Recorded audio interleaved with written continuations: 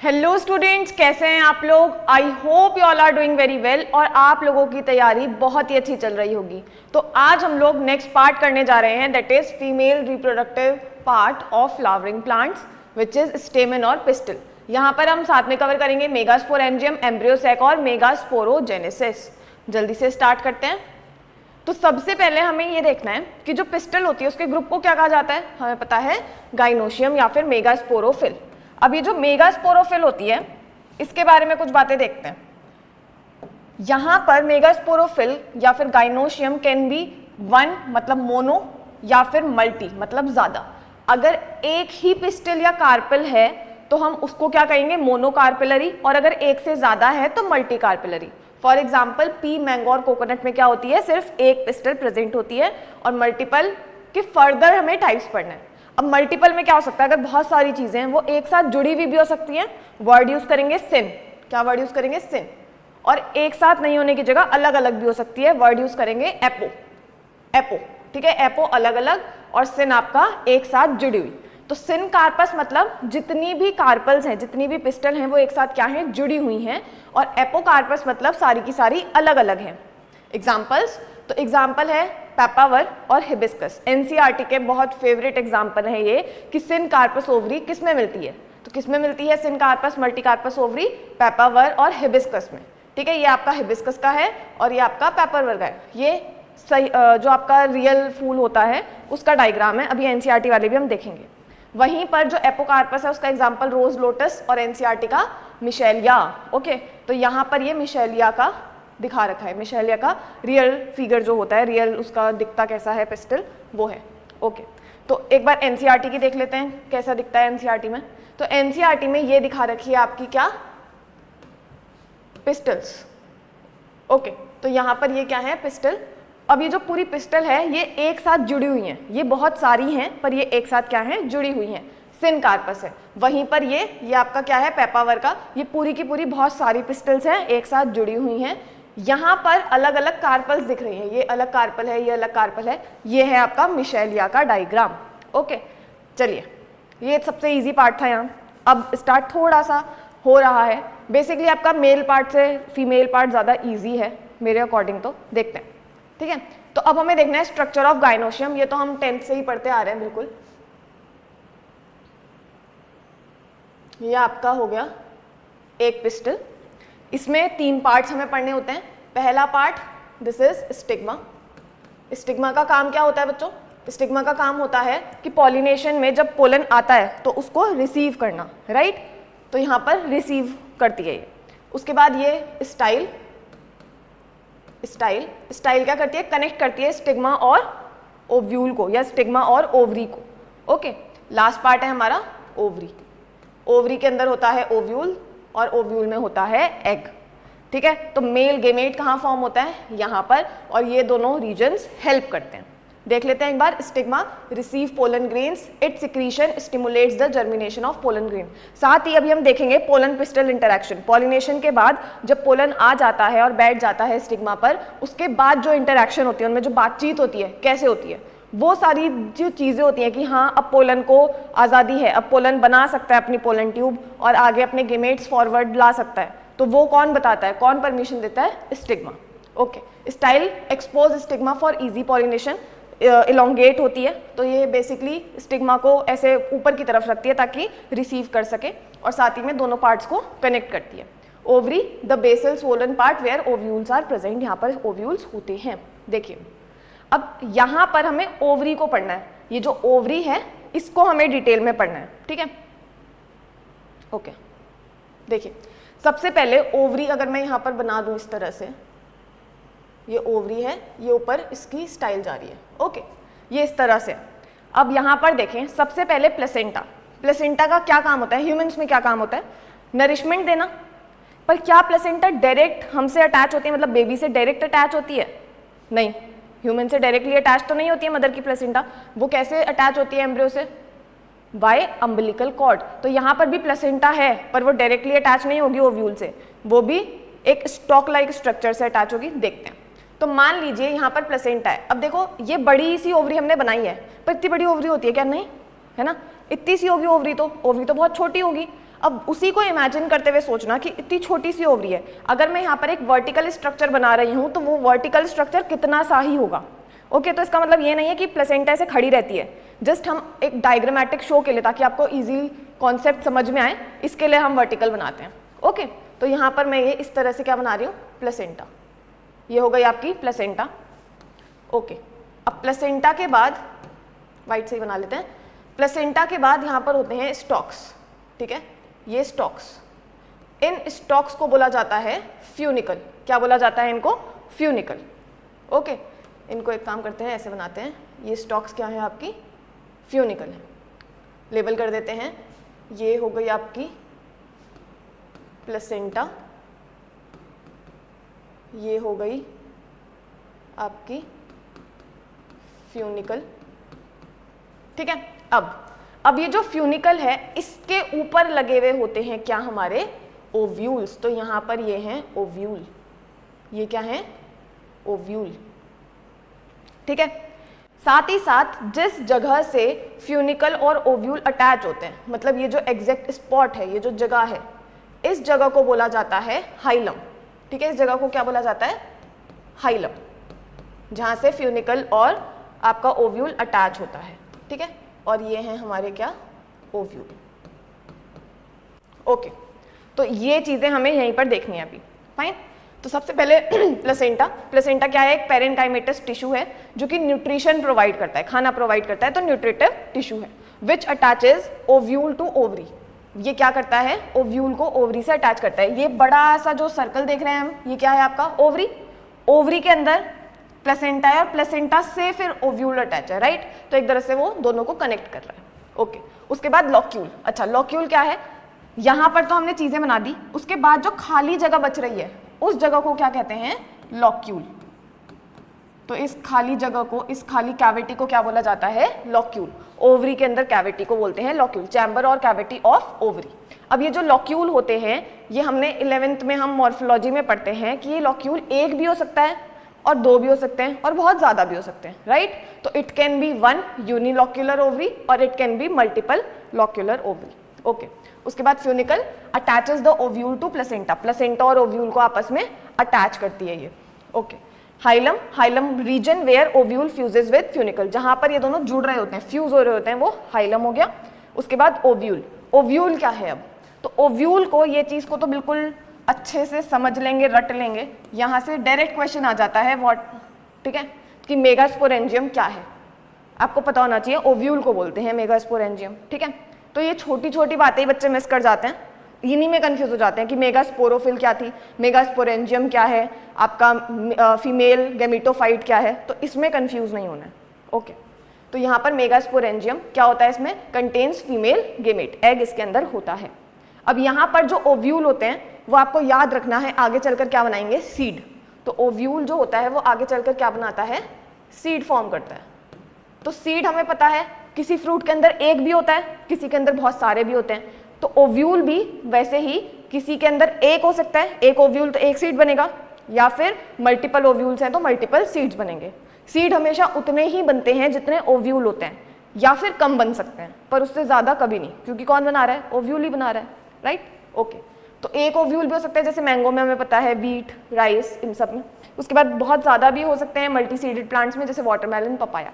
Okay, चलिए, तो I hope ये स्ट्रक्चर क्लियर होगा आपको। आगे देखते हैं। अब हमें ये जो हमने ये ओव्यूल बनाया है ना, ये ओव्यूल जो बनाया है, अब हमें इसका स्ट्रक्चर देखना है। देख रहे हो, पहले हमने पूरा का पूरा पिस्टल देखा, फिर पिस्टल में हम ओवरी पे आए, ओवरी से अब हम कहाँ पर आ रहे हैं, ओव्यूल पे। जस्ट हम उसको जूम करते जा रहे हैं, ऐसे समझ लो, ठीक है। देखिए, अब वापस से हम क्या बनाते हैं, एक बड़ी सी ओवरी बना दी हमने, ठीक है। अब ओव्यूल वैसे तो बहुत सारे होते हैं, पर हम अपनी अंडरस्टैंडिंग के लिए एक बनाएंगे यहाँ पर। देखिए,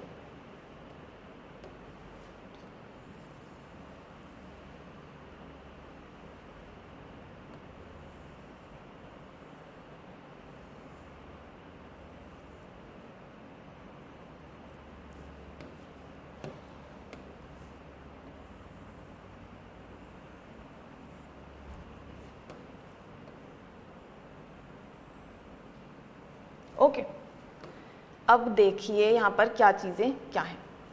सी, बाहर तो ये पूरी की पूरी ओवरी है, इसके अंदर ये एक ओव्यूल है, ठीक है। ये पूरा का पूरा स्ट्रक्चर क्या है, ओव्यूल। अब हमने बात करी थी पीछे प्लेसेंटा की, तो यहाँ प्लेसेंटा कहाँ है, प्लेसेंटा यहाँ पर है, ठीक है। ये आपकी हो गई क्या, प्लेसेंटा।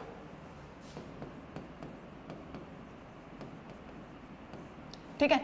अब उसके बाद हमने बात करी थी स्टॉक की, जिससे जुड़ी होती है ना, तो ये हो गई हमारी वो स्टॉक, फ्यूनिकल। ओके। इसके बाद हमने बात करी थी जहां अटैचमेंट पॉइंट होता है, दैट इज हाइलम, तो ये हो गया हाइलम। ठीक है। हाइलम के बाद बात हमने करी है ओव्यूल की, तो ये पूरी की पूरी बॉडी जो है ये क्या है आपका, ओव्यूल। ठीक है। इसको मैं अभी लेबल नहीं कर रही हूँ, इसको हमें पार्ट में डिवाइड करना है। ओके। अब देखिए ओव्यूल्स के बाहर, मतलब ओव्यूल्स का जो बाहर वाला पोर्शन है, इस पे ये ऐसे कुछ फिंगर लाइक हमें दिख रहा है डायग्राम में, ये होती है इसकी वॉल, और वॉल्स को हमने एक नाम दिया है विच इज, कहाँ लिखें, यहाँ लिख देते हैं, इंटेग्यूमेंट्स। इंटेग्यूमेंट, इंटेग्यूमेंट क्या है, ओव्यूल की वॉल्स हैं, फाइन, ये वॉल्स हैं इंटेग्यूमेंट। अब आपको ये ध्यान रखना है कि जो आपके एंजियोस्पर्म्स होते हैं उसमें इंटेग्यूमेंट कितने होंगे, 2 ऑलवेज, या मोस्टली कहेंगे हम लोग 2 होते हैं। ठीक है। तो हमारा बाइटेगमिक हमारा ओव्यूल है, ये कैसा है, बाइटेगमिक। टेगमिक वर्ड हम यूज कर रहे हैं इंटेग्यूमेंट के लिए। ओके। तो यहाँ पर 2 हमारे दोनों तरफ इंटेग्यूमेंट्स हैं। उसके बाद ये बीच वाला जो पोर्शन है ये क्या है, देखिए फिलहाल हम इनमें सेल्स बनाएंगे। ये नॉर्मल आपके यहाँ पर पूरे में इस तरह से सेल्स हैं, ठीक है, पूरे में सेल्स हैं इस तरह से भरे हुए, और ये सेल्स क्या कहलाते हैं, न्यूसेलस। न्यूसेलस, ठीक है। ये सारे के सारे सेल्स क्या कहलाते हैं आपके, न्यूसेलस। अब न्यूसेलस क्या है, तो न्यूसेलस आपका वापस से एक तरह का न्यूट्रिटिव टिश्यू है, एक तरह का न्यूट्रिटिव टिश्यू है, जो कि जब आपका एग वगैरह बनता है, जब आपका एम्ब्रियो सैक बनता है, तो उस टाइम पर उस एम्ब्रियो सैक को क्या देगा, खाना देगा, न्यूट्रिशन प्रोवाइड करेगा। ठीक है। तो अभी इतनी चीजें देखते हैं यहाँ पर जो प्रेजेंट है। ओके। रैफ, अच्छा हमने रैफ नहीं देखा है, पढ़ लेते हैं पहले। Raphe is rigid form due to fusion of funicle and body of ovule. यहाँ पर जब ये जो फ्यूनिकल है ये आपके ओव्यूल से अटैच होती है, तो फ्यूनिकल के जो टिश्यूज होते हैं वो आगे खींचे चले जाते हैं, वो बेंट होते हैं तो वो खींचे चले जाते हैं। तो जो ये वाला पोर्शन होता है ये फ्यूनिकल से ही बना होता है ऑलमोस्ट। ठीक है। तो इस जगह को इस क्या कहा जाता है, रैफ। ओके। इसके बाद integument, protective covering of ovule. ये जो कवरिंग है this is protective covering of ovule. अब ओव्यूल कैन बी डिपेंड, कितने हमारे पास इंटेग्यूमेंट है, यूनिटेगमिक, एक अगर इंटेग्यूमेंट होगा किसमें होता है, जिम्नोस्पर्म्स में। जिम्नोस्पर्म्स में मोस्टली क्या होता है, सिर्फ एक, या फिर गैमोपेटलस जो होते हैं फ्लावर्स उनमें। एक्सेप्शन भी है यहाँ पर, तो एक्सेप्शन याद रखेंगे, जेंटम जो है उसमें आपका एक नहीं होगा। ठीक है। ओके। फिर आता है बाइटेगमिक 2, जो आपके एंजियोस्पर्म्स में होते हैं, मोस्टली पॉलीपेटले में देखे जाएंगे और मोनोकॉट्स में, सब में, पर हम बेसिकली ऐसे कहते हैं कि सारे एंजियोस्पर्म्स में मोस्टली क्या होता है आपका, बाइटेगमिक कंडीशन। ओके। उसके बाद एटेगमिक, एटेगमिक मतलब कि बिल्कुल आपका है ही नहीं इंटेग्यूमेंट, और इसके एग्जांपल्स आपको याद रखना है, सेंटालम, सेंटालम क्या होता है, सेंटालम होता है चंदन, सैंडलवुड। ओके। और लोरेंथस, वापस से एक फ्लावरिंग प्लांट है लोरेंथस। ओके। आगे भी देख लेते हैं जल्दी से जो पढ़ लिया है हमने। न्यूसेलस, न्यूसेलस क्या है, mass of parenchymatous cells inside integument, अंदर सेल्स होते हैं कुछ, उनको बोलते हैं। कंटेन्स एम्ब्रियो सैक, इसके अंदर एम्ब्रियो सैक भी होता है। न्यूसेलस में से एक, देखो ऐसा होता है, अभी आगे चलकर डिटेल में देखेंगे हम लोग, न्यूसेलस में से हम एक को डिसाइड करते हैं और उसको आगे जाकर हम लोग एम्ब्रियो सैक बना देते हैं। तो बेसिकली न्यूसेलस के अंदर ही हो जाता है एम्ब्रियो सैक। ठीक है। तो it contains embryo sac and nutritive tissue, बाकी बचे हुए जितने सेल्स होते हैं वो न्यूट्रिशन का काम करते हैं। अब on the basis of nucellus, कि न्यूसेलस कितना है, कम है कि ज्यादा है, इस बेस पे भी हमने डिवाइड कर दिया है ओव्यूल्स को। पहला है क्रेसी न्यूसिलेट, जहां पर ज्यादा प्रेजेंट होता है, जो न्यूसेलस के सेल्स होते हैं वो ज्यादा होते हैं। ओके। तो क्रेसी न्यूसिलेट और टेन्यू न्यूक्लिएट मतलब जिसमें कम होंगे। Ovules having well developed nucellus मतलब ज्यादा होंगे, और ovules having poorly developed nucellus, gamopetalae और पॉलीपेटले, इस तरह से हमने इनको डिवाइड कर दिया। ओके। अब देखें वापस से, ये चीजें तो हमने देख ली। अब देखें जो आपका ऐसा रीजन है जहां पर, पहले इसको देखते हैं, जो आपका ऐसा रीजन है जहां पर इंटेग्यूमेंट्स एब्सेंट है, यहां पर इंटेग्यूमेंट्स एब्सेंट है, इस रीजन को हम बोलते हैं माइक्रोपाइल, माइक्रोपाइल रीजन, या फिर माइक्रोपाइलर एंड। ठीक है, जहां पर इंटेगुमेंट एब्सेंट है दैट इज माइक्रोपाइलर एंड।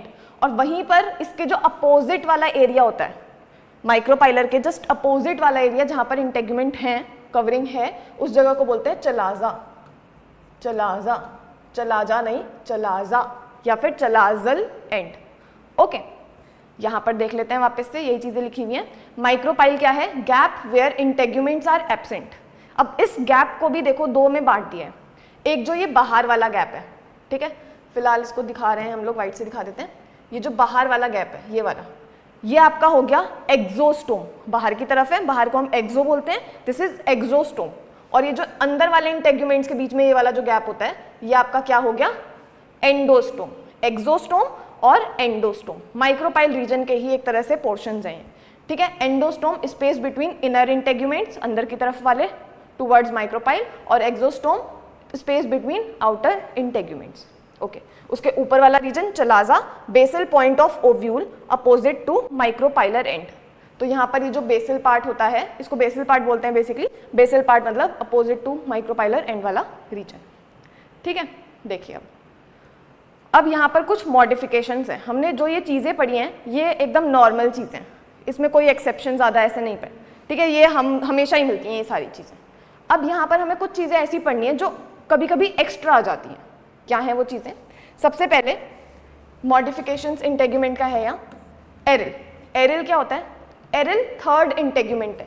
हमने दो पढ़े ना अभी एंजियोस्पर्म्स में, अगर तीसरा आ जाता है और उस तीसरे के साथ क्या होता है, वो फ्लैशी हो जाता है, वो शुगरी हो जाता है, ठीक है। और इसका बहुत अच्छा एग्जाम्पल है पोमोग्रेनेट, जो हम खाते हैं, जो चीज़ हम खाना पसंद करते हैं पोमोग्रेनेट की, वो चीज़, और लीची वापस से जो हम खाते हैं, वो आपके बेसिकली इंटेगुमेंट होते हैं, सीड के बाहर का कवरिंग होता है।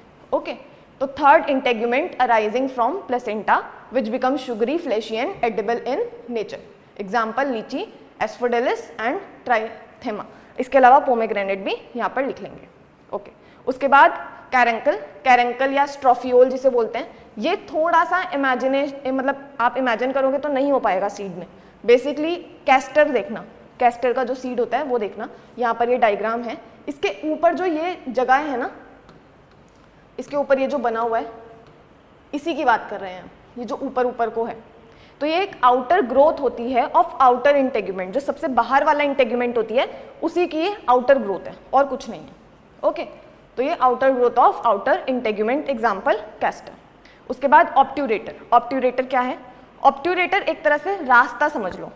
क्या है? एक रास्ता है। किस लिए रास्ता होता है? जब आपकी पोलन ट्यूब बनती है, किसी किसी प्लांट में उसको रास्ता दिखाने के लिए एक रास्ता बनाया जाता है, ठीक है। किसी किसी में आपका पोलन ट्यूब के लिए रास्ता दिखाने के लिए एक रास्ता बनाया जाता है, उसी को हम बोलते हैं ऑब्ट्यूरेटर। किसकी आउटग्रोथ होती है? वापस से ये प्लेसेंटा की outgrowth of placenta towards micropyle which guides entry of pollen tube, ठीक है। ये यूफोर्बिएसी फैमिली में देखा जाता है। वापस से ये है इसका डायग्राम, यहाँ पर क्लियरली दिख नहीं रहा है। देखिए ये वाली जो ब्राउन वाली पोर्शन है, ये आपको नेट पे डायग्राम दिख जाएगा। यहाँ पर ये जो ब्राउन वाला पोर्शन है, ये आपका बेसिकली ऑब्ट्यूरेटर है, और उसके अंदर ये जो येलो सा दिख रहा है, येलो कलर का ये जो दिख रहा है, ये आपकी पोलन ट्यूब है, ठीक है। ओके, चलिए अब देखें, अब हमें देखने हैं जो हमने ओव्यूल पढ़ा है उसके टाइप्स। 6 टाइप्स हैं, बहुत इजी हैं, ध्यान से देखेंगे तो अभी के अभी लर्न हो जाएंगे। चलिए, सबसे पहले ऑर्थोट्रोपस या फिर एट्रोपस। ऑर्थो या फिर एट्रोपस क्या होता है इसमें? इसमें आपका फ्यूनिकल, माइक्रोपाइल और चलाजा तीनों एक लाइन में पढ़ते हैं। क्या होता है? तीनों के तीनों एक लाइन में पढ़ते हैं। ओके, तो ये सबसे प्रिमिटिव टाइप है। And in this the body of plant ovule is straight so that the chalaza, funicle and micropyle aligns in straight line. सबके सब एक लाइन में पढ़ते हैं। डायग्राम में देखेंगे, यहाँ पर आपका ये चलाजा हो गया, ये माइक्रोपाइल हो गया, ठीक है, और ये आपकी यहाँ पर फ्यूनिकल हो गई। तो सारे के सारे एक लाइन में, स्ट्रेट लाइन में पढ़ रहे हैं। ओके, एग्जाम्पल जिम्नोस्पर्म्स में, जिम्नोस्पर्म्स में ये होता है। इसके अलावा पॉलीगोनम, एंजियोस्पर्म है, एंड पेपर, ठीक है, वो वाले जितनी फैमिली होती है वो सारा इसी तरह का ओव्यूल शो करते हैं। उसके बाद एनाट्रोपस, जो अभी हमने देखा, हम एंजियोस्पर्म्स में बोलते हैं कि मोस्टली क्या होता है, एनाट्रोपस ओव्यूल। इसकी क्या खास बात है? इसकी खास बात ये है कि ये इन्वर्ट हो जाता है, ये अंदर की तरफ मुड़ जाता है। कितना मुड़ता है? 180 डिग्री, ठीक है, 180 डिग्री का एंगल बना लेता है। देखो यहाँ से ये फ्यूनिकल है, इसने ये ऐसे घूम गया, ये पूरा 180 का पूरा एंगल बना लिया है। इसमें ये होता है the ovule are completely inverted 180 degree throughout the development so that micropyle lies close to hilum. यहाँ पर आपका हाइलम है, यहाँ पर आपका माइक्रोपाइल है, दोनों के दोनों क्लोज हो जाते हैं आपस में, ठीक है। नहीं तो माइक्रो, यहाँ पर आपका हाइलम होता, यहाँ पर माइक्रोपाइल दूर था, यहाँ पर क्या हो जाते हैं, पास पास आ जाते हैं, ठीक है। ओके, तो ये किसमें होता है आपका एंजियोस्पर्म्स में। नेक्स्ट देखते हैं हेमी एनाट्रोपस। नाम से पता लगा सकते हो इसमें क्या हो रहा होगा। इसमें क्या होता है, आपका जो एंगल 180 का बन रहा था वो 90 का हो जाता है, ठीक है। यहाँ पर 180 की जगह सिर्फ 90 डिग्री ही वो बेंड करता है। तो कुछ इस तरह का ओव्यूल हमें दिखता है। Here the ovules take shape of right angle about the funicle. Funicle से मतलब फ्यूनिकल के रिस्पेक्टिव में 90 डिग्री का एंगल बन जाता है। किसमें होता है ये, रैननकुलस, बटरकप फैमिली और आपकी प्रिमुला, प्राइमरोज फैमिली में। ओके, नेक्स्ट देखते हैं कंपाइलोट्रोपस। सारे एक दूसरे से रिलेटेड है। ओके, एक याद हो जाएगा तो उसके बाद आप याद कर सकते हैं सीक्वेंस वाइज। कंपाइलोट्रोपस, कंपाइलोट्रोपस में क्या होता है, यही जो चीज बेंट थी ये और बेंट हो जाती है। क्यों बेंट हो जाती है, क्योंकि इसके इंटेग्यूमेंट्स और ज्यादा आगे की तरफ हो जाते हैं, ठीक है। तो इन this the ovule is bent and the alignment that occurs between the chalaza and the micropyle cease to exist। मतलब जो अलाइनमेंट था, अलाइनमेंट मतलब यहाँ पर देखो माइक्रोपाइल चलाजा एक लाइन में, पर यहाँ पर वो लाइन नहीं रहती है क्योंकि इंटेग्यूमेंट लंबे हो जाते हैं, माइक्रोपाइल यहाँ पहुँच जाता है और चलाजा तो यहाँ पर था, ठीक है। तो ये ऐसे लाइन नहीं है, बेसिकली कर्व बन चुका है, तो ये लाइन हट जाती है। सीज टू एग्जिस्ट मतलब खत्म हो जाती है। Okay, example leguminosae family, chenopodiaceae, cruciferae family. Next देखते हैं एम्फीट्रोपस। एम्फीट्रोपस, एम्फीट्रोपस में क्या होता है, ये बहुत खास है। ये होता तो एग्जैक्टली कंपाइलोट्रोपस है, वापस से आगे को मुड़ा हुआ ही है। जो इंटेग्यूमेंट्स होते हैं वो आगे को बेंड हो जाते हैं, सेम कंपाइलोट्रोपस। पर इसमें एक खास बात होती है कि इसका जो एम्ब्रियो सैक होता है ये यू शेप ले लेता है, बेंट शेप ले लेता है, ठीक है। ये हॉर्स शू शेप ले लेता है, इसमें ये बहुत खास बात है। In this ovule is similar to campylotropous but the embryo sac take place of horse shoe. Horseshoe shape या फिर यू शेप हो जाती है। किसमें होता है ये, पैपावर फैमिली में होता है और एलिसमेसी मतलब कि आपका वाटर प्लांटेन्स वाली फैमिली में होता है। लास्ट सर्सिनोट्रोपस। सर्सिनोट्रोपस सबसे अलग है, सबसे इजी है याद करने के लिए। ये 360 का एंगल घुमा लेता है अपना, ठीक है, पूरा घुमा देगा। अब ये जो फ्यूनिकल है वो पूरा का पूरा घूम जाती है। कहाँ होता है ये आपके डेजर्ट प्लांट्स में, जीरोफाइटिक प्लांट्स में होता है। देखें, मोस्ट एडवांस टाइप है। क्यों होता है, वापस से आपका बेसिकली वाटर लॉस वगैरह जो भी प्लांट डेजर्ट के एडेप्टेशंस होती हैं वही चीज़ें। The funicle in this case is so long that it creates a full circle around the ovule 360 turn and it's micropyle ultimately points upward. Micropyle ऊपर की तरफ हो जाती है। देखें, यहाँ पर माइक्रोपाइल है, यहाँ पर चलाजा है। Found in xerophytic plants to minimize water loss. Example, एक तो कैक्टेसी आपका बिल्कुल ही डेजर्ट और यहाँ पर एक और है प्लम्बैगिनेसी। ओके, चलिए, तो अब हमें देखना है मेगास्पोरोजेनेसिस। हमने सारे स्ट्रक्चर देख लिए हैं, हमने देख लिया है कहाँ क्या होता है। अब हमें देखना है कि एम्ब्रियो सैक कैसे बनेगा और एम्ब्रियो सैक के बाद एग कैसे बनेगा। चलिए, तो स्टार्ट करते हैं मेगास्पोरोजेनेसिस। यहाँ पर चार्ट फॉर्मूला है, मतलब फ्लो चार्ट है बेसिकली, और हम डायग्राम के बेस पर इसको देखते हैं। तो सबसे पहले क्या होता है, देखिए इस डायग्राम को देखते हैं। सबसे पहले यहाँ पर हमारा ये ओव्यूल का डायग्राम। इस ओव्यूल में होता क्या है कि जो आपके न्यूसेलस के सेल्स थे, हमने देखा था यहाँ पर सारे में न्यूसेलस के सेल्स होंगे, उनमें से एक सेल सेलेक्ट किया जाएगा जो कि माइक्रोपाइल साइड का होगा। माइक्रोपाइल साइड का एक सेल सेलेक्ट किया जाएगा, ठीक है। तो हमने यहाँ पर ये सेल जो है उसको सेलेक्ट कर लिया। अब one sporogenous cell near micropyle, मतलब जो न्यूसेलस है वो स्पोरोजिनस सेल हैं आपके, ठीक है। तो यहाँ पर खूब सारे आपके क्या थे, सेल्स थे। इनमें से एक सेलेक्ट हुआ, वो ये हो गया, और ये डेवलप होकर क्या कहलाएगा अब, MMC, megaspore mother cell. यहाँ पर M क्या है, मेग, ओके, यहाँ पर है ये मेगा स्पोर मदर सेल, ठीक है। मेल में था माइक्रोस्पोर मदर सेल, यहाँ पर है मेगा स्पोर मदर सेल, दोनों ही MMC हैं। ओके, अब ये जो MMC है ये हमारा लेगा डिवीजन। कौन सी डिवीजन, मियोसिस। अपना क्रोमोसोम का नंबर हाफ कर देगा, प्लॉइडी हाफ हो जाएगी, और लास्ट में कितने सेल बनेंगे हमारे पास, 4। तो यहाँ पर हमें एक चीज़ ध्यान देनी है, जो ये इस प्रोसेस होगा जब टेट्राड बनेंगे, वो टेट्राड हमेशा कैसे आएंगे, लीनियर आएंगे ऑलवेज। हमने मेगास्पोरोजेनेसिस में देखा कि लीनियर आ रहे हैं। माइक्रो में हमने क्या देखा था कि वहाँ पर टेट्राड्स की अलग अलग शेप आ रही थी, ठीक है, आइसोबाइलेटरल, टेट्राहेड्रल, ये सारी, पर यहाँ पर ऑलवेज लीनियर। प्लॉइडी क्या थी यहाँ पर, 2n, और मियोसिस होने के बाद ये क्या हो गए एन, क्या है ये आपके मेगास्पोर। अब क्या होगा, अब ये जो मेगास्पोर बने देख लीजिए, यही सब चीजें लिखी है हमने। वन स्पोरोजिनस सेल हमने सेलेक्ट किया, यहाँ से एक सेल यहाँ पर सेलेक्ट किया है, ये एक सेल है, ठीक है। उसके बाद मेगास्पोर मदर सेल बन गया, उसके बाद मेगास्पोरोजेनेसिस हुई, आपका मियोसिस डिवीजन स्टार्ट हुई है। उसके बाद 4 हैप्लॉइड मेगास्पोर बन गए हैं, लीनियर टेट्राड बनेगा हमेशा, ये इंपॉर्टेंट है लीनियर टेट्राड। अब क्या होगा, अब ये जो 4 टेट्राड हैं, मतलब सॉरी 4 आपके जो मेगास्पोर्स हैं, इन चारों में से 3 जो हैं वो डीजनरेट हो जाएंगे, मतलब खत्म हो जाएंगे, ठीक है। अब यहाँ पर ये है कि ये 3 भी हो सकते हैं और ऊपर के 3 भी हो सकते हैं, पर हमें कौन सा देखना है, देख लीजिए। मान लो मैंने ये बोला कि ये ऊपर वाला चलाजल एंड है और नीचे वाला माइक्रोपाइल एंड है, तो हमें जो एनसीईआरटी के हिसाब से पढ़ना है वो हमें सिर्फ एक पढ़ना है, जो कि है polygonum type development. Polygonum type development, polygonum नाम क्यों है, क्योंकि सबसे पहले पॉलीगोनम में इसको देखा गया था। तो यहाँ पर पॉलीगोनम के हिसाब से हम सबसे पहले चलेंगे, उसके बाद हम उसमें वेरिएशंस देखते हैं। तो यहाँ पर चलाजल एंड है, यहाँ पर माइक्रोपाइल एंड है, तो जो चलाजल एंड वाला होगा ये वाला सेलेक्ट होगा और बाकी 3 जो हैं वो डीजनरेट हो जाएंगे, ठीक है। तो हम इसको भी दिखा देते हैं थोड़ा सा। तो एक ये वाला सेलेक्ट हुआ और बाकी के 3 डीजनरेट हो रहे हैं, ठीक है, ये डीजनरेट होते हुए सेल, फाइन। यहाँ पर ये लिखा हुआ है 3 डीजनरेट जाएंगे, 1 रिमेन्स फंक्शनल, और उसके बाद वो माइटोसिस करके फीमेल गेमेटोफाइट बनाएगा, मतलब कि एम्ब्रियो सैक बनाएगा। अब देखते हैं कैसे। तो पॉलीगोनम टाइप, ओके, तो पॉलीगोनम टाइप में वही चीज़ें लिखी हुई है जो अभी हमने बात करी। When functional megaspore is toward chalazal end, जब जो फंक्शनल होगा वो चलाजल एंड की तरफ होगा। सबसे कॉमन होता है ये फ्लावरिंग प्लांट्स में 80% मिलता है, मतलब ज़्यादातर सब में मिलता है। एनसीईआरटी भी हमें इसी के बारे में बताती है, ठीक है। तो जल्दी से इसमें देखते हैं, साइंटिस्ट के नाम देख लेंगे। स्ट्रासबर्गर ने इसको बताया था सबसे पहले पॉलीगोनम में। देखिए अब हमने यहाँ से बात करी है कि ये एक सेलेक्ट हुआ है, बाकी ये हमारे डीजनरेट हो रहे हैं, ठीक है। ये सेलेक्ट हुआ है आगे जाके, इसको हमने सेलेक्ट किया, ये एक सेल, ठीक है। अब इसके साथ क्या होगा, इसके साथ माइटोसिस होगी। कितनी बार होगी, यहाँ पर कोने में देखते हैं एक बारी।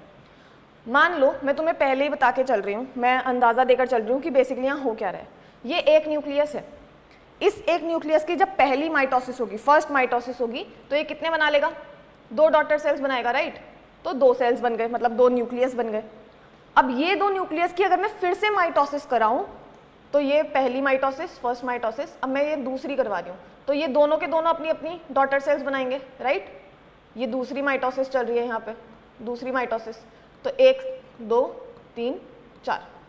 अब मैं वापस से इन चारों की एक और तीसरी बार माइटोसिस कराऊं एक सेल में, तो वापस से क्या हो जाएगा, इसकी 2 डॉटर सेल्स बनेंगी, इसकी भी 2 डॉटर सेल्स बनेंगी, इसकी भी और इसकी भी, ठीक है। ये 3rd नंबर का माइटोसिस चल रहा है। कितने सेल बन गए, 1 2 3 4 5 6 7 8 न्यूक्लियस। और फिर से अगर मैं 8 की माइटोसिस कराऊंगी तो वापस से डबल, ओके।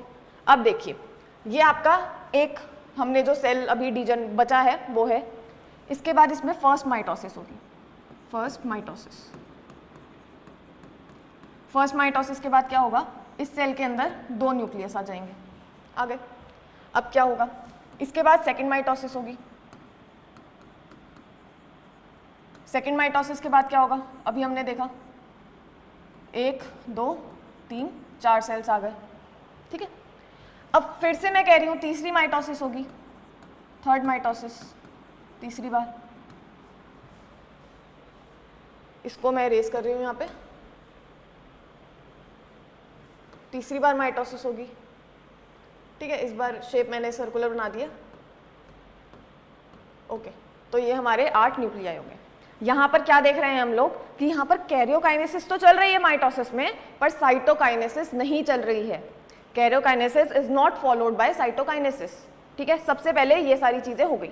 अब इसके साथ क्या होगा, देखिए ये सबसे पहले पोजीशन तय करेगा। हर एक न्यूक्लियस जो है वो अपनी पोजीशन लेगा। कैसे लेंगे पोजीशन, 3 न्यूक्लियस यहाँ आ जाएंगे, मतलब कि ये वाले 3 हैं ये ऊपर चले गए, ये वाले 3 जो हैं वो नीचे आ गए, बीच के 2 बीच में रह जाएंगे, ठीक है। तो 3 न्यूक्लियस ऊपर, 3 न्यूक्लियस नीचे और बीच में 2, इस तरह से ये शेप बन गई, ओके।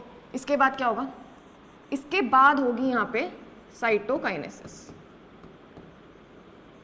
अब साइटोकाइनेसिस होगी, वो भी अनइक्वल, क्योंकि अनइक्वल सेल बनेंगे। कैसे बनेंगे, 3 न्यूक्लियस थे ऊपर, 1 2 3, नीचे भी 3 थे, 1 2 3, और बीच में थे 2 न्यूक्लियस। ठीक है, ये हमारा हो गया साइटोकाइनेसिस। ये हमारी तैयार हो चुकी है क्या, एम्ब्रियो सैक। अब इसकी लेबलिंग करते हैं हम लोग। चलिए, सबसे पहले ऊपर के 3 सेल्स, ऊपर के यहीं पर करते हैं लेबलिंग। ऊपर के 3 सेल्स कहलाते हैं एंटीपोडल्स। क्या कहलाते हैं, एंटीपोडल्स। ठीक है, ऊपर के तीनों कहलाते हैं एंटीपोडल्स। बीच के 2 क्योंकि सिर्फ न्यूक्लियस हैं तो इनको हम बोलते हैं पोलर न्यूक्लियाई। ये क्या है आपके पोलर न्यूक्लियाई। कितने हैं, 2 हैं। एंटीपोडल्स कितने हैं, 3, ब्रैकेट में लिख देते हैं 3, और ये कितने हैं, 2। ओके, नीचे क्या हो रहा है देखिए, ये वाला तो क्या है, एग। बीच वाला जो सेल है वो है एग, और ये जो 2 साइड वाले हैं इनको हम बोलते हैं सिनर्जिड्स। क्या बोलते हैं इनको हम, सिनर्जिड्स। फाइन, बीच का एग, बाकी के 2 सिनर्जिड्स, और इन दोनों को एक साथ क्या बोला जाता है, इनको बोला जाता है एग एपरेटस। इनको बोला जाता है एग एपरेटस एक साथ। फाइन, तो ये हो गई हमारी लेबलिंग। अब देखिए, यहाँ पर हम बोलते हैं जो आपका पॉलीगोनम टाइप का डेवलपमेंट होता है, या हम बोलें कि पॉलीगोनम टाइप का जो एम्ब्रियो सैक होता है उसकी कुछ खास बात है। क्या खास बात है, पहली चीज जो आपको याद रखनी है, इसकी डिविजन्स। कितनी डिवीजन हुई है इसमें हुई है, एक तो मियोसिस पहले हो गई थी। ठीक है, जो मियोसिस इससे पहले हो चुकी है, मतलब जो हमने इससे पहले मेगास्पोरोजेनेसिस देखी थी वो मियोसिस गिन रही हूं मैं। तो एक आपकी मियोसिस हुई है यहाँ पर, प्लस क्या हुई है, 3 बार माइटोसिस हुई है। 3 बार क्या हुई है, माइटोसिस। एक बात तो ये याद रखेंगे, आसान रहेगा आपके लिए। दूसरी बात क्या याद रखेंगे कि ये जो पॉलीगोनम टाइप का हमारा ओव्यूल बना है, एम्ब्रियोसैक बना है, सॉरी, जो पॉलीगोनम टाइप का एम्ब्रियोसैक ये बना है, ये एम्ब्रियोसैक के सेल्स और न्यूक्लियाई कितने हैं, बहुत खास बात है। तो गिनिए, न्यूक्लियस गिनते हैं सबसे पहले, 1 2 3 4 5 6 7 8। तो लिख लेते हैं 8 न्यूक्लिएटेड सेल। कितने हैं, 1 2 3 4 5 6, और एक ये बड़ा वाला सेल। ठीक है, ये जो बीच का पोर्शन है ये बड़ा सा सेल, तो 7 सेल्ड एम्ब्रियोसैक। तो जो हमारा पॉलीगोनम टाइप एम्ब्रियोसैक होता है, जो कि ज्यादातर एंजियोस्पर्म्स में मिलता है, वो 8 न्यूक्लिएटेड 7 सेल्ड एम्ब्रियोसैक है। और उसमें कितनी डिविजन्स हो रही हैं, एक बार मियोसिस हो रही है और 3 बार माइटोसिस हो रही है। फाइन, आई होप आप लोगों को ये चीजें क्लियर होंगी। अब ये जो सेल्स हमने बनाए हैं ना, इनका हमें फंक्शन देखना है। देख लीजिए, अभी याद कर लेते हैं। ऊपर के 3 एंटीपोडल्स, बीच के 2 पोलर न्यूक्लियाई, और नीचे के 3 एग एपरेटस कहलाते हैं एक साथ, और बीच में एग है, बाकी साइड में 2 सिनर्जिड्स हैं। सिनर्जिड्स के पास एक और चीज होती है, देखिए यहाँ पर इनके पास कुछ फिंगर लाइक प्रोजेक्शंस होते हैं इस तरह से। क्या होंगे इनके पास, फिंगर लाइक प्रोजेक्शंस। इनकी बात अभी हम करते हैं। ओके, चलिए पढ़ते हैं इनके बारे में अब। तो जो एंटीपोडल्स हैं ये 3 होते हैं, पर इनका कुछ खास फंक्शन अभी तक हमें पता नहीं चला है। और जब आपका एम्ब्रियोसैक फर्टिलाइज कर जाएगा, मतलब कि एग और आपका मेल गेमेट मिल जाएगा, तो ये डीजनरेट होने लगते हैं, ये खत्म होने लगते हैं। फाइन, तो यूजुअली 3 प्रेजेंट टुवर्ड चलाजल, ऊपर की तरफ होंगे ये। Number of antipodal is variable, कहीं मतलब वैसे देखा जाए तो यूजुअली 3 होते हैं, बट इसका नंबर जो होता है वो बहुत ज़्यादा डिफर कर सकता है, 0 to 3 हो सकते हैं। ओके, उसके बाद ये डीजनरेट हो जाते हैं आफ्टर फर्टिलाइजेशन।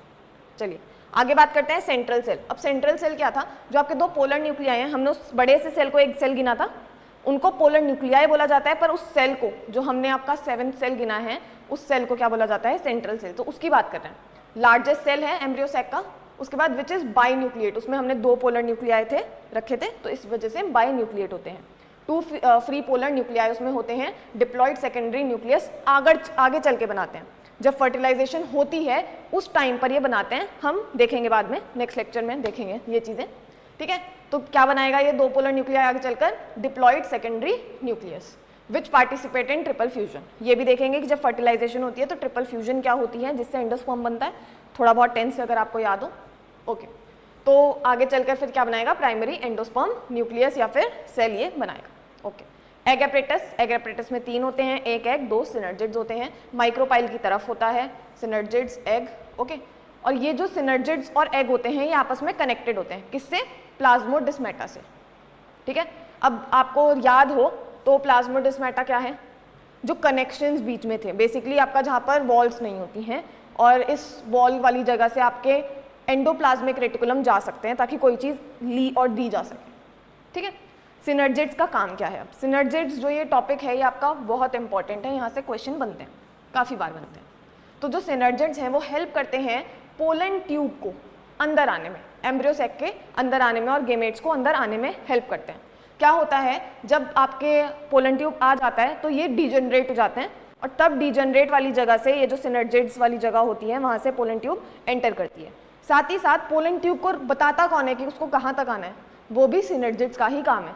सिनर्जिड्स के अभी मैंने आपको बताए थे ये फिंगर लाइक प्रोजेक्शंस है ना, फिलीफॉर्म एपरेटस, तो ये क्या है, ये वही एपरेटस है, ये वही चीज़ है, ये वही हाथ हैं जो पोलन ट्यूब को बुला रहे हैं, ठीक है। तो यही सिक्रीट करते हैं कीमोट्रॉपिक सब्सटेंसेस। कीमोट्रॉपिक सब्सटेंस मतलब कि वो केमिकल्स जो किसी चीज़ को मूवमेंट करवाए, लोकोमोशन मतलब लोकोमोशन नहीं कहेंगे, किसी चीज़ का मूवमेंट करवाए। तो पोलन ट्यूब का जो मूवमेंट है टुवर्ड्स एम्ब्रियो सैक वो कौन करवाता है? आपका सिनर्जिड्स। ओके, तो ये हो गई हमारी बात एम्ब्रियो सैक की। ये one of the most important topic है, ये काफ़ी बार आता है आपका बोर्ड्स में भी, नीट्स में भी, यहाँ से बहुत क्वेश्चंस बनते हैं, तो इसको बहुत अच्छे से करना है। देखिए अब हमें इसकी वेरिएशंस करनी है। तो सबसे पहले हमें देखना है ओइनोथेरा टाइप। ओइनोथेरा में देखो क्या होता है, बहुत ईजी है। यहाँ पर बेसिकली 4 जो टेट्राड थे उनमें से एक जो सेलेक्ट होगा वो माइक्रोपाइल रीजन का होगा। पहले चलाजा लैंड का था, इस बार माइक्रोपाइल वाला होगा। और यहाँ पर जब वो सेलेक्ट हो जाएगा तो उसके बाद माइटोसिस जो चलेगी सिर्फ 2 बार चलेगी। 2 बार चलने की वजह से सिर्फ और सिर्फ 4 सेल्स आपके 4 न्यूक्लियस बनेंगे और 4 न्यूक्लियस की वजह से सिर्फ 4 सेल्स बनेंगे। अब पोलर न्यूक्लियाई एक है तो जो एंडोस्पर्म बनेगा वो 3n की जगह क्या बनेगा? 2n। तो इसकी बहुत खास बात यह है कि यहाँ पर डिप्लॉइड एंडोस्पर्म बनता है। इसके बाद अभी तक हम सिर्फ एक टेट्राड में से सिर्फ एक सेलेक्ट कर रहे थे, अगर हम टेट्राड में से 2 सेलेक्ट करेंगे तो उसको बोलेंगे बाइस्पोरिक डेवलपमेंट। बाइस्पोरिक डेवलपमेंट अब में क्या होगा, यहाँ पर MMC है, MMC जब पहली मियोसिस होगा तो उन दोनों सेल्स में से एक अपने आप डिजनरेट हो जाएगा यहीं पर इसी वाली स्टेज में। उसके बाद से जो स्टेज आएगी मतलब जो मियोसिस 2 आएगी, इसमें सिनोसिटिक कंडीशन आएगी, न्यूक्लियस जो है उसके बाद साइटोकाइनेसिस नहीं देगा, ठीक है। तो यहाँ पर आपके 2 न्यूक्लियस बन गए, 2 न्यूक्लियस बने, उसके बाद माइटोसिस होगी 2 बार और आपका एकदम एम्ब्रियो सैक वैसा ही बन जाएगा जैसे पॉलीगोनम में बनता है। पर डिफरेंस क्या है, यहाँ पर 2 बार माइटोसिस से बन जा रहा है, वहाँ 3 बार से बनता है, ठीक है। और यहाँ पर हमने 2 स्पोर्स लिए हैं, टेट्राड के 2 स्पोर आगे जाकर डेवलप हो रहे हैं। फिर आगे देखते हैं। इसके बाद अगर मैं कहूँ कि चारों के चारों स्पोर आगे काम आएंगे, MMC था, मियोसिस हुई, मियोसिस में वापस से साइटोकाइनेसिस नहीं होगी, सिनोसिटिक कंडीशन होगी, सिनोसिटिक मेगा स्पोर बनेंगे। अब यहाँ से माइटोसिस सिर्फ एक बार होगी क्योंकि 4 न्यूक्लियस हैं, वापस से एक माइटोसिस होगी तो 8 हो जाएंगे और फिर आपका यहाँ पर साइटोकाइनेसिस हो जाएगा, ठीक है। तो ये इसकी कुछ वेरिएशंस थी। आई होप आप लोगों को लेक्चर एकदम समझ में आ गया होगा। अगर आपको अच्छे से समझ में आया है please like the video and subscribe the channel. Thank you.